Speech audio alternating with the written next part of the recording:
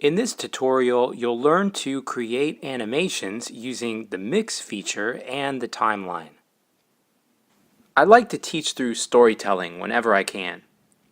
In one of my videos, I created a little character who discovered a gold mine. He came out with 132 pieces of gold. Unfortunately, the mine belonged to someone else. But the mine owner said, if you pay me 9 pieces of gold, you can just keep the rest. The little character was confused. He only had 2 little pieces to give away, so how is he going to give 9 pieces to the mine owner? That's when he realized he could break apart one of the 10s to give himself more pieces.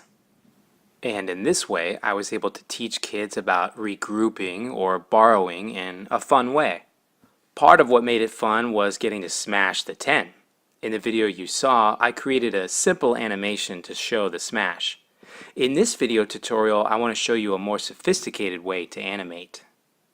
First, let's get a more sophisticated hammer. I'm going to use the image from web feature to find a better hammer picture.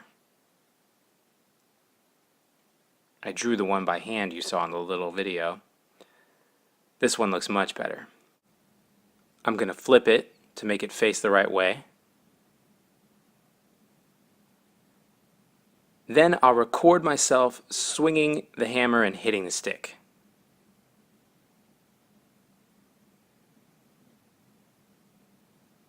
Now I'll rewind to the moment when the hammer strikes. Bam, right there. Now I'm going to make my 10 little pieces. I'll use the duplicate feature. Once I have my pieces, I'm going to stack them on top of the stick. They don't have to be perfect. In fact, I'm going to make these little pieces stick out a little bit because that's where the hammer strikes.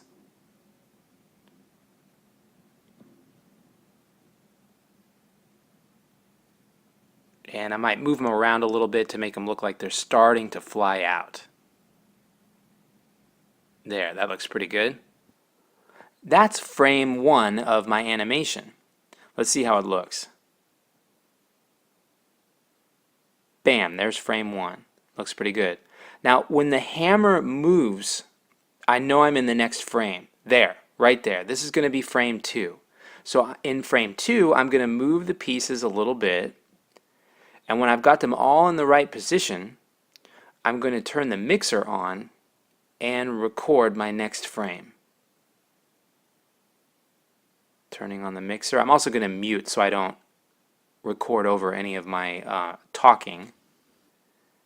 And now I've got my second frame. So I'll rewind it. Here's frame 1. Bonk. Frame 2. Bonk. Now I'll push it forward a little bit there. This is going to be frame 3. Frame 2, frame 3. I'll move the pieces a little bit more. And I'll move the ones on top, and these 2 guys are starting to drop down. And again, I'll hit record. And it doesn't matter how long I let it record for, just a moment. 1, 2, 3. This will be frame 4. That was 3, this is 4. I'll move them all a little bit more. Have these guys start to drop a little faster as they gain velocity. Hit record, then back it up. Frame 1, 2, 3, 4, and this will be 5. I know I'm in the next frame because the hammer moved a little bit. That tells me I'm ready to record the next one. Record it. Do a little review. Frame 1, 2, 3, 4, 5, and this will be 6 right there.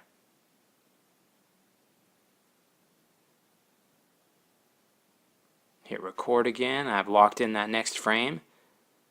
1, 2, 3, 4, 5, 6, and this will be 7 right there. And I think this will be my final frame.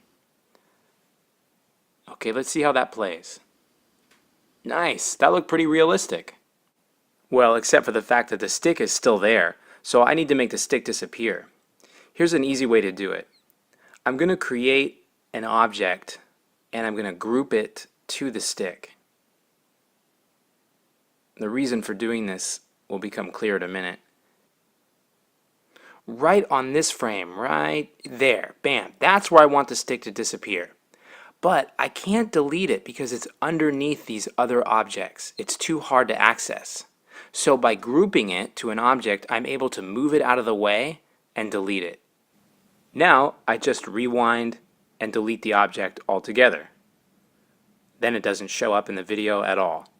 And I have a nice animation. There we go. Try experimenting with Explain Everything as a stop-motion animation tool.